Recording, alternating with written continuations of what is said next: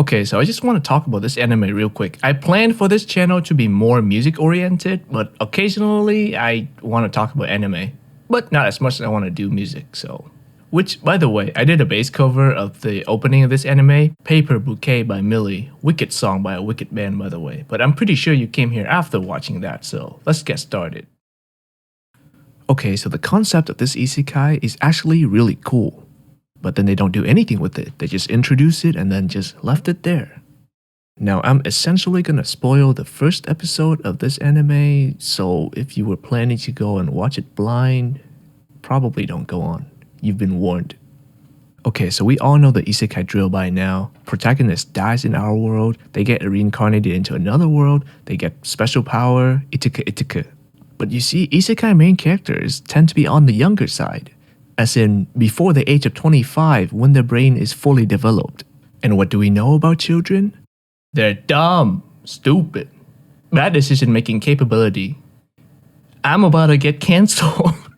Okay, there are prodigies out there, but let's be real, most of us are like that when we were younger. Now then, what would happen if you give these aspiring kids some very overpowered, abilities? Of course, they would use it for good and justice and rise up in the world through the proper channels.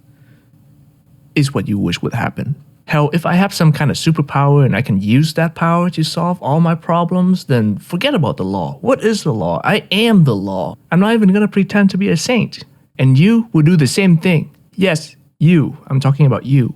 So then it wouldn't be too far-fetched, right? If a world gets a lot of people get isekai'd into that world, would have a big history of these so-called protagonists abusing their power.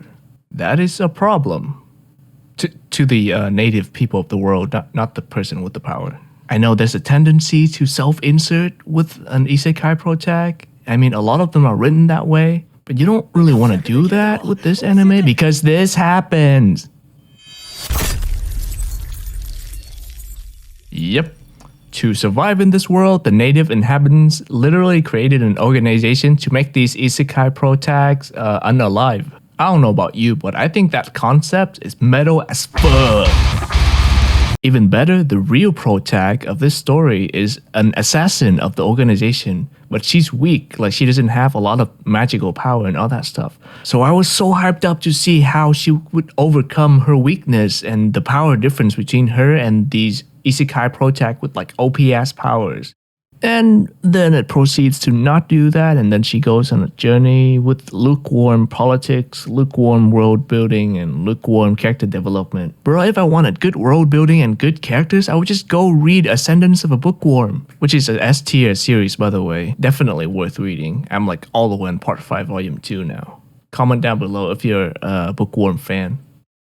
Man, you show me this really cool concept and lead me to certain expectations and just blue ball me by not doing it and go to do something else and still expect me to be invested? I don't give a shit anymore. At least the opening was really good. Anyways, here's my base cover of it. Go watch it. Go listen to it. Same thing, same difference. The show itself wasn't that bad though. If we ignore the massive missed opportunity, I would give it like a 6 out of 10.